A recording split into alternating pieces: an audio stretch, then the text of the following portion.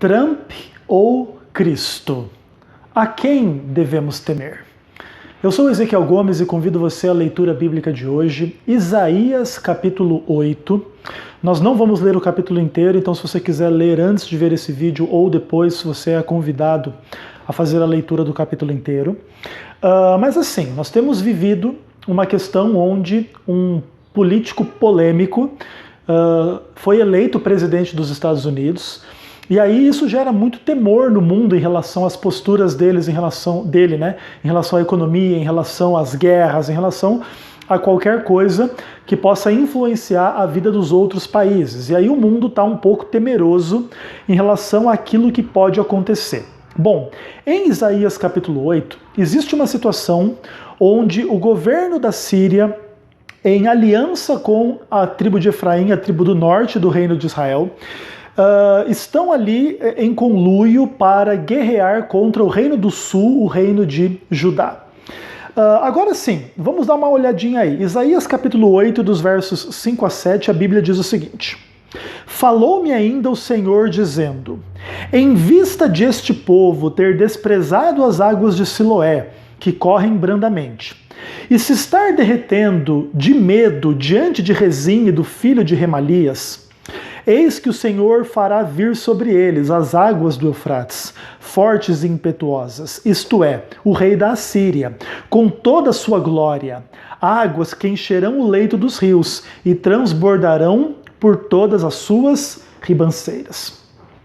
Aqui, por meio de uma comparação do mundo natural, Deus coloca pessoas que desprezam as águas tranquilas e agora reconhecem a força e a impetuosidade do rio Eufrates, né? Então essa é um pouco da situação. O temor do povo de Deus diante dos adversários humanos, né? Essa aliança sírio-efraimita, que já é falado a respeito dela em Isaías capítulo 7, como nós lemos no dia de ontem, né? No estudo que nós fizemos a respeito do capítulo do dia de ontem. Inclusive, existe uma relação interessante entre o capítulo 8 e o capítulo 7, que talvez tenha um pouco que ver com aquela criança misteriosa que nasceria de uma virgem no capítulo 7. No capítulo 8, Isaías, ele então tem uma esposa e ele tem um filho, e esse filho deveria receber o nome de Rápido Despojo, Presa Segura. Um nome muito esquisito, mas é interessante que se diz ali, né? Antes que o menino saiba dizer meu pai ou minha mãe, serão levadas as riquezas de Damasco e os despojos de Samaria diante do rei da Síria. Uma profecia um pouco parecida com a ideia do capítulo 7, onde antes que o menino soubesse distinguir o bem e o mal, aqueles dois reis diante dos quais o povo de Judá temia, seriam então desbaratados, eles não conseguiriam fazer as coisas que eles gostariam de fazer. O fato é que essa criança, esse filho de Isaías, não é o filho profetizado em Isaías capítulo 7, até porque em Isaías capítulo 7 a criança se chamaria Emanuel, Deus conosco, e o filho de Isaías se chamaria, né, Rápido Despojo, Presa Segura, que é um nome muito esquisito, muito estranho, muito diferente de fato.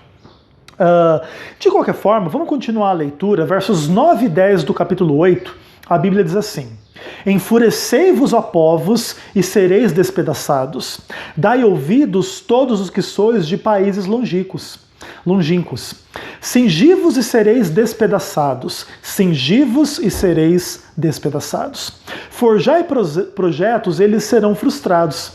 Dai ordens e elas não serão cumpridas. Por quê? Porque Deus está conosco.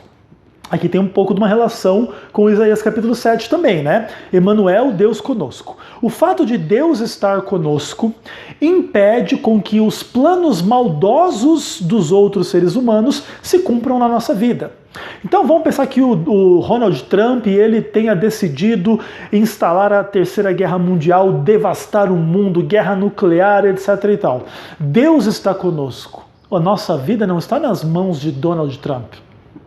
A nossa vida está nas mãos de Deus. E porque Deus está conosco, os planos dos povos, né, que estão enfurecidos, que são maldosos, que têm projetos, etc. e tal, serão frustrados por causa disso. Bom, a continuação do capítulo 8, versos 12 e 13, diz o seguinte: não temais o que esse povo teme, nem tomeis isso por temível.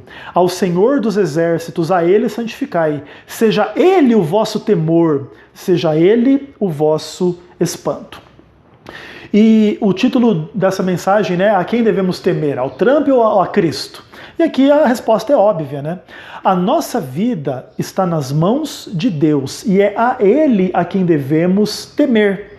Aliás, por que isso? Deus é o pior inimigo que um ser humano pode ter na face da Terra, vamos pensar assim. Deus é o pior inimigo, porque veja, imagine que o Donald Trump queira me destruir. Imagine que todos os seres humanos da face da Terra queiram me destruir. Imagine que o diabo queira me destruir. Olha só, uma coligação de todos os seres humanos, todos os demônios contra mim. Eu ainda posso apelar a Deus. E Deus pode me livrar dos demônios, do diabo, do Donald Trump, dos seres humanos todos, se Ele quiser. Agora, se Deus for o meu inimigo, ou se eu for inimigo de Deus, a quem eu vou apelar se Deus quiser me destruir? Não tem mais a quem apelar. Nesse ponto, Isaías fala: seja Deus o vosso temor, a Ele santificai, seja Ele o vosso espanto. E não quem é o presidente dos Estados Unidos, quem é o Papa, quem é o seu chefe, quem são as pessoas que podem ter algum tipo de poder sobre a sua vida.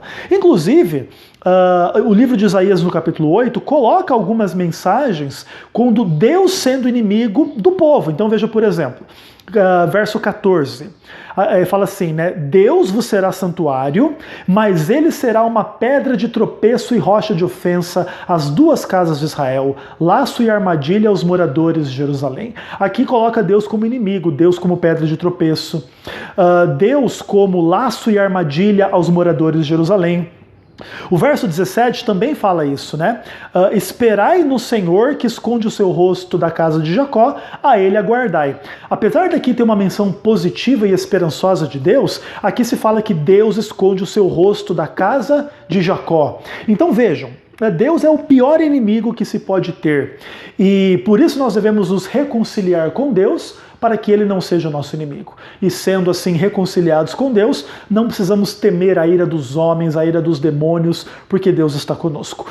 O final do capítulo 8 fala que o povo de Deus tem que selar a lei de Deus, o testemunho de Deus no seu coração, e não consultar os mortos e etc e tal, e fazer alianças, vamos pensar assim, e seguir o caminho das nações ao seu redor, de maneira que nós devemos estar alicerçados na palavra de Deus, nos caminhos de Deus, e não no costume dos povos, que muitas vezes tem a sua segurança no dinheiro, tem a sua segurança no poder militar, tem a sua segurança, enfim, em qualquer esfera de poder humano, ok?